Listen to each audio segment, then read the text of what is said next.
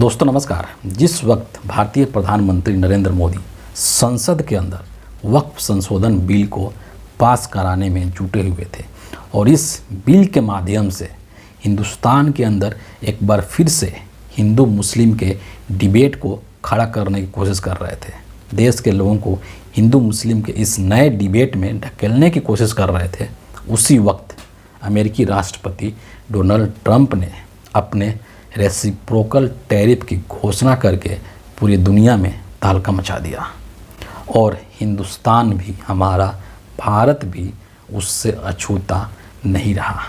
Narendra Modi my dear friend है, मेरे दोस्त हैं, मेरे बहुत करीब हैं।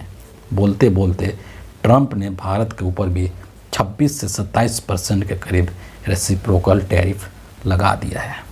ये जो पूरा कार्यक्रम ऑर्गेनाइज किया गया था, दरअसल ये एक प्रेस कॉन्फ्रेंस के माध्यम से इसकी घोषणा ट्रंप साहब ने की और अमेरिकी प्रेसिडेंट का जो वाइट हाउस है उसमें जो रोज़ गार्डन है, रोज़ गार्डन में ट्रंप ने इस प्रेस कॉन्फ्रेंस को रखा था और इस प्रेस कॉन्फ्रेंस का नाम जो उन्होंने रखा था वो बड़ा इंटरेस्टिंग है। उन्होंने इस प्रेस कॉन्फ्रेंस को मेक अमेरिका वेल्दी अगेन कहा था, यानी कि अमेरिका को एक बार फिर से धनवान बनाया जाए, संपन्न बनाया जाए, अमीर बनाया जाए। इस तरीके से इन्होंने ये प्रेस कॉन्फ्रेंस करके और दुनिया के अलग अलग देशों के ऊपर किस रेट से टैरिफ लगाया जाएगा इसकी उन्होंने बाकायदे घोषणा कर दी और ये भी बता दिया कि ये जो तमाम टैरिफ की दरें हैं वो 5 अप्रैल से एप्लीकेबल हो जाएंगी, 5 अप्रैल से वो लागू हो जाएंगी। एक और बहुत बड़ी बात ट्रंप ने अपनी इस प्रेस कॉन्फ्रेंस के दौरान कह दिया। ये जो टैरिफ्स की दरें लगाई है ट्रंप ने, इसको उन्होंने अमेरिका की आर्थिक स्वतंत्रता की संज्ञा दी है। सोचिए, यानी कि अमेरिका जो है वो आर्थिक रूप से स्वतंत्र हो गया, ऐसा मानना है डोनाल्ड ट्रंप का, क्योंकि वो कहते आ रहे हैं कि पिछले कई वर्षों से दुनिया के जो तमाम देश हैं वो एक तरीके से हमारे पैसों का, यानी कि अमेरिका के पैसों का उपयोग कर रहे थे।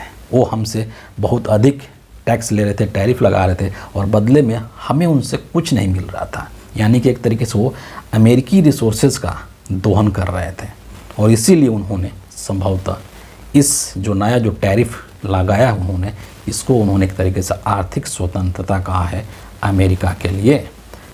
हालांकि चुनाव के दौरान भी जो ट्रंप साहब हैं उन्होंने कई तरीके के स्लोगन्स, कई तरीके की नारेबाजी करी थी, जैसे कि make America great again, America first, American first.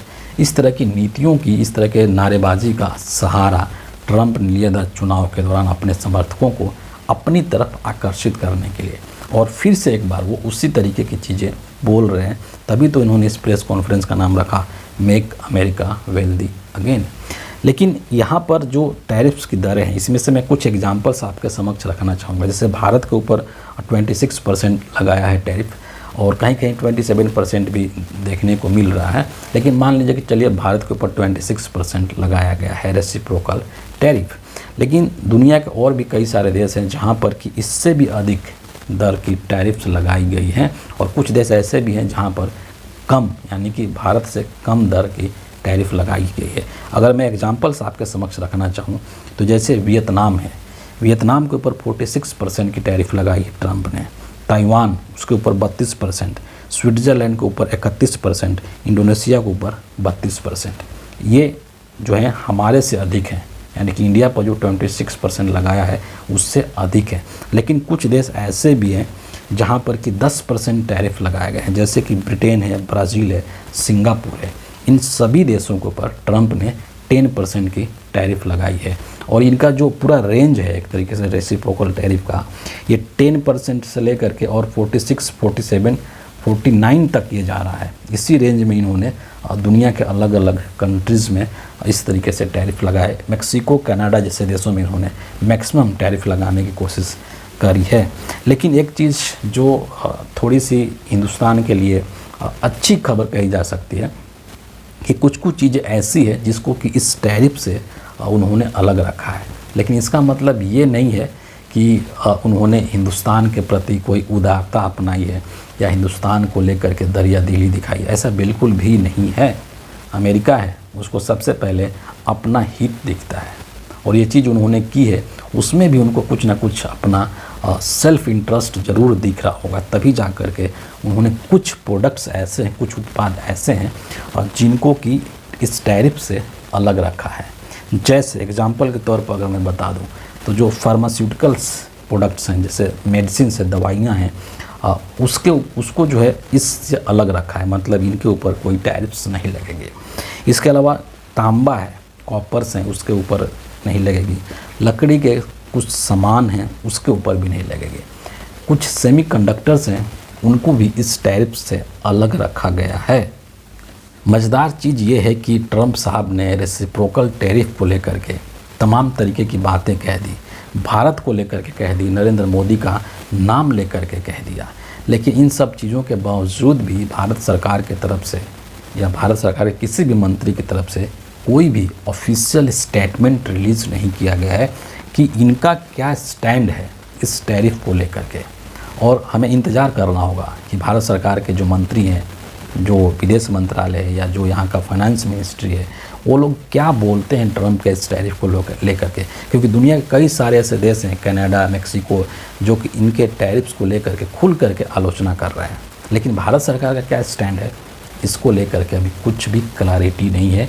जब ये 5 अप्रैल से लागू हो जाएगा पूरी तरीके से, तो उसके बाद हो सकता है कि भारत सरकार की तरफ से कुछ बयान इसको को लेकर के दिया जाए और उस चीज़ का हमें इंतज़ार करना पड़ेगा। तो फिलहाल इस वीडियो के लिए इतना ही है। और इस टैरिफ्स को लेकर के आप क्या सोचते हैं कि ट्रंप साहब ये सही कर रहे हैं या गलत कर रहे हैं? अपनी राय ज़रूर कमेंट में लिखिएगा, क्योंकि इनके इस टैरिफ से पूरी दुनिया की जो अर्थ जगत है ना, जो व्यापार है, इंपोर्ट एक्सपोर्ट है, उसमें एक बहुत बड़ा तब्दीली हो जाएगी। और उसका अंतिम बोझ जो है ना, वो बेसिकली हम कंज्यूमर्स के ऊपर ही पड़ने वाला है, क्योंकि चीज़ें महंगी होंगी, जो टैक्स लगेगा वो कहाँ से जाएगा? कोई व्यापारी अपनी जेब से नहीं देगा।